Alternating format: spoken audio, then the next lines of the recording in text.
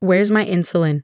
I asked, staring at the empty shelf in our refrigerator. My stepmother, Diana, didn't even look up from her magazine. I threw it away. You're becoming too dependent on that stuff, Emma. My name is Emma Mitchell. I'm 23, and those words made my blood run cold. As a type 1 diabetic, insulin isn't a choice, it's survival. You did what? My voice shook as I turned to face her. Diana, I need that medication to live.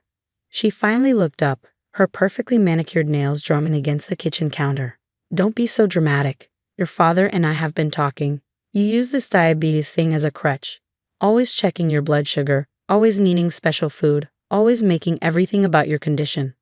I couldn't believe what I was hearing. My father had married Diana 8 months ago, and since then she'd made it her mission to fix everything she thought was wrong with me. But this was crossing a line I never imagined she'd cross. Where did you put it? I demanded, my hands starting to shake. Whether from anger or dropping blood sugar, I couldn't tell. Diana rolled her eyes and pointed to the sink. I poured it all down the drain an hour ago. Those vials were expensive, and your father's insurance shouldn't have to keep paying for them. It's time you learned to be stronger. My heart nearly stopped. 6 vials of insulin, gone. My emergency backup supply that I kept in my room. I'd used the last of it yesterday, planning to refill my prescription next week. You had no right, I whispered, pulling out my phone to check my continuous glucose monitor. 180 and rising. Without insulin, those numbers would keep climbing. I had every right, Diana snapped, standing up. I'm your mother now. You're my father's wife. I cut her off, already dialing the pharmacy. Not my mother. My mother would never do something this cruel. The pharmacy's automated message made my stomach sink. Our offices are closed for the holiday weekend. If this is an emergency. Right, Memorial Day weekend. Everything would be closed until Tuesday. My regular pharmacy, the backup pharmacy, all of it. I had maybe 12 hours before things got dangerous. Dad, I tried calling him next, but it went straight to voicemail.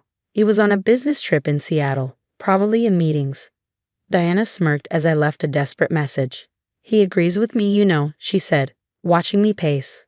He's tired of all the attention you need, all the special treatment. When he married me, he thought he was getting a fresh start, not another round of dealing with your issues. My vision blurred with tears.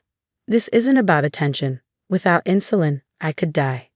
Stop being dramatic, Diana waved her hand dismissively. Humans survive for thousands of years without insulin. A few days won't kill you. Think of it as a cleanse. I grabbed my keys, heading for the door. Maybe the emergency room could help. Diana's voice followed me. If you go running to the hospital, don't bother coming back. Your father and I are done enabling you. The drive to the hospital was terrifying. My hands were shaking worse now, my vision starting to blur around the edges. The glucose monitor beeped, 250 and climbing.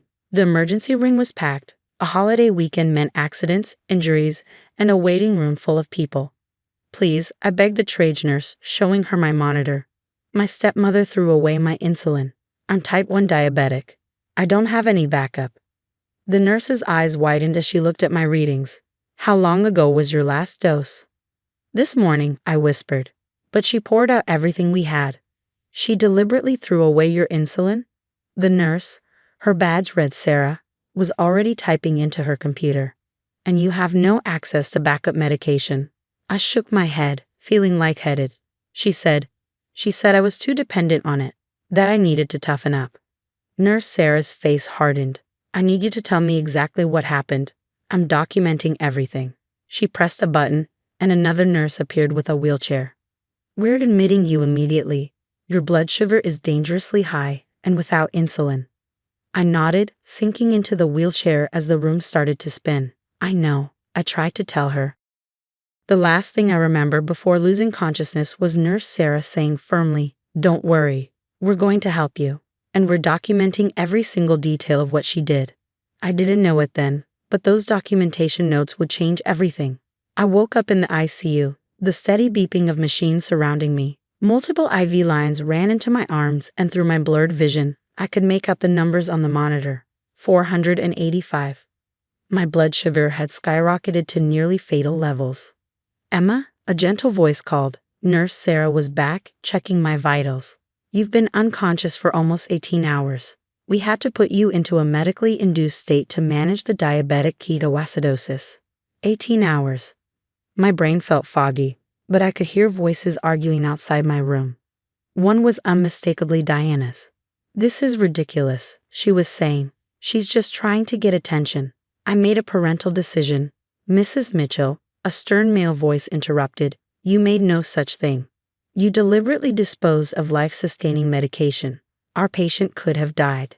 She's my stepdaughter and that gives you no right to withhold medical necessities." The voice, which I now recognize as Dr. Thompson, my endocrinologist, cut in sharply. "We've documented everything. The nurses have detailed logs of Emma's condition when she arrived, her near-fatal blood sugar levels, and your admission that you intentionally destroyed her insulin." I tried to sit up, but my body felt like lead. Nurse Sarah gently pushed me back. "Rest," she said softly. "We've contacted your father. He's flying back from Seattle." Through the glass walls of my ICU room, I could see Diana's perfectly composed face starting to crack.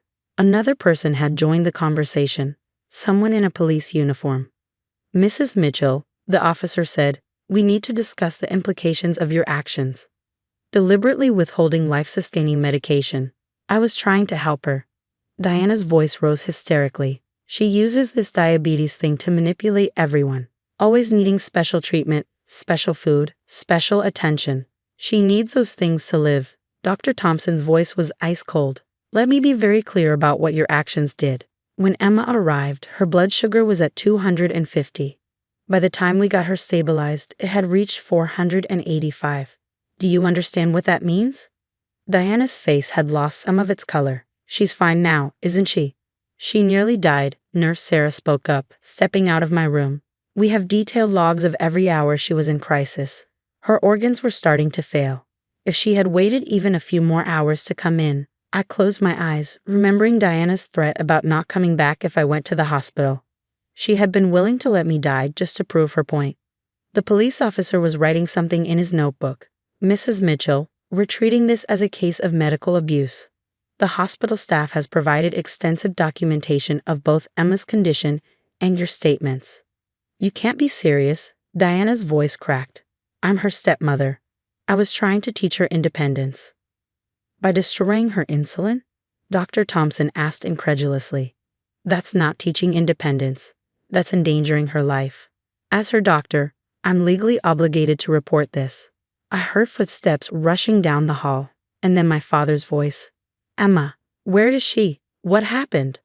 Opening my eyes, I saw him burst into view, still in his business suit, looking panicked. When he saw me through the glass, his face went pale. "What did you do?" He turned to Diana, his voice shaking. "They told me. They said you threw away her insulin?" Diana's composure finally broke. "I was trying to help. You said yourself she was too dependent." "I said she was dependent on us for rides to her doctor's appointments," my father shouted. "Not that she was dependent on the medication that keeps her alive." "How could you? What were you thinking?" "Mr. Mitchell," the police officer interrupted, "we need to discuss pressing charges." My father's head snapped up. "Charges?" "Medical abuse is a serious offense," Dr. Thompson explained. "The nurses have documented everything, including Mrs. Mitchell's statements about intentionally destroying Emma's medication and threatening her if she sought medical help." I watched through the glass as my father staggered back, looking between Diana and me. For 8 months, he had let her subtle cruelty slide, always making excuses, always trying to keep the peace. But now, seeing me in the ICU, the reality of what she'd done seemed to hit him all at once. "Get out," he said to Diana, his voice quiet but firm. "David, please." "Get out," he roared, making everyone jump. "You nearly killed my daughter. Get out of here before I let them arrest you right now." Diana's face crumpled, but for once I saw real fear in her eyes as she looked at the police officer's notebook, the nurse's documentation, and my father's fury. Without another word, she turned and fled down the hallway. My father came into my room, tears in his eyes as he took my hand. "Emma, I'm so sorry. I had no idea she would. I never thought." I squeezed his hand weakly, the IV lines shifting. "I tried to tell you," I whispered, "about how she treated me." He nodded, looking broken. "I know. I should have listened, but I promise you she'll never come near you again." Outside the room, I could hear Dr. Thompson and the police officer discussing charges, the nurse's documentation serving as evidence of Diana's deliberate endangerment of my life. She had thought she could bully me into giving up my dependency on insulin. Instead, she had given the authorities all the evidence they needed. 3 months after my ICU stay, I sat in the courthouse, watching Diana's perfectly maintained facade crumble as the prosecutor presented the evidence against her. The nurse's detailed documentation was devastating, hour-by-hour logs of my deteriorating condition, my blood sugar levels, and most damaging of all, Diana's own recorded statements. The defendant stated, and I quote from the nursing logs, the prosecutor read, "I poured it down the drain to teach her a lesson." When informed about the life-threatening nature of withholding insulin, she responded, "She needs to toughen up."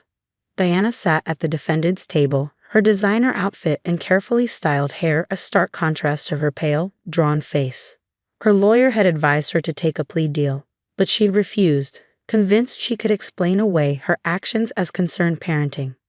My father sat beside me, his hand gripping mine as we listened to Dr. Thompson's testimony. In my 20 years of practicing medicine, I've never seen such a deliberate and dangerous attempt to withhold life-sustaining medication from a type 1 diabetic patient. The evidence kept mounting. The hospital security footage showing Diana threatening to throw me out if I sought medical help. The pharmacy records proving she had prevented my prescription refills by claiming I no longer needed them. Even text messages to my father where she complained about my attention-seeking behavior regarding my diabetes.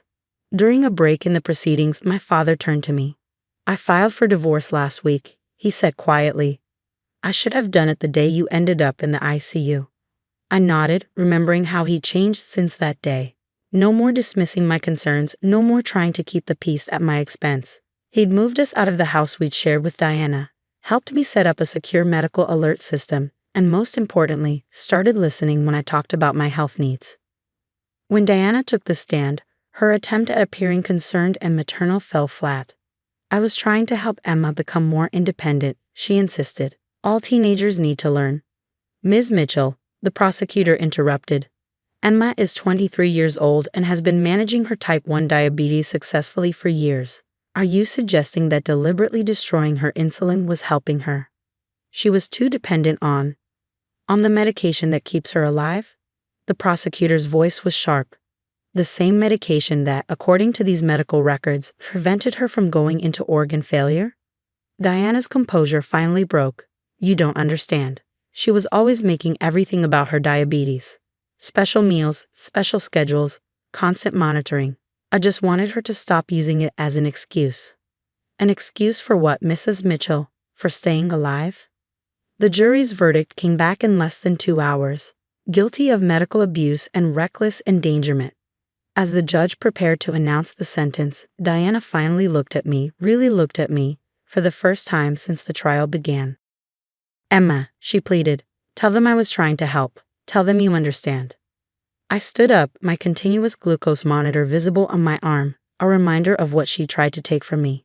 "I understand perfectly," I said clearly. "You were willing to let me die to prove a point, to show that you had control, but you forgot something important."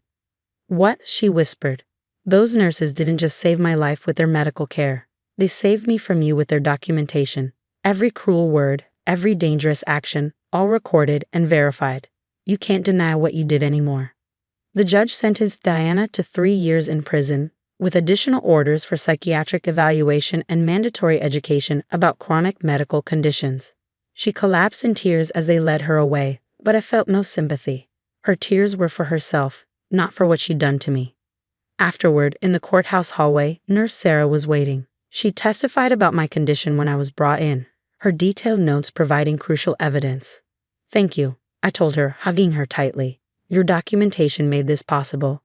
She smiled. "We protect our patients, not just with medical care, but with truth. Nobody should ever have to fear having their medication taken away." My father approached her, his eyes wet. "I can never thank you enough, not just for saving Emma's life, but for helping bring Diana to justice." That evening at home, I looked at my new insulin supply, safely stored and carefully monitored. My father had installed a small medical fridge in my room, with a security lock that only he and I could access. It seemed extreme, but after Diana, we weren't taking any chances. Never again, he promised, watching me check my blood sugar levels. I'll never let anyone hurt you like that again. I smiled, knowing he meant it. Diana had thought she could bully me into giving up my dependency on insulin. Instead, she'd lost everything. Her marriage, her freedom, her carefully constructed image of the concerned stepmother. And I'd gained something unexpected. A father who finally understood that protecting me meant believing me, supporting me, and standing up to anyone who tried to deny my right to live safely with my condition. My continuous glucose monitor beeped. 120, perfectly normal. Just another day of being dependent on insulin. Exactly as I should be, exactly as I had every right to be.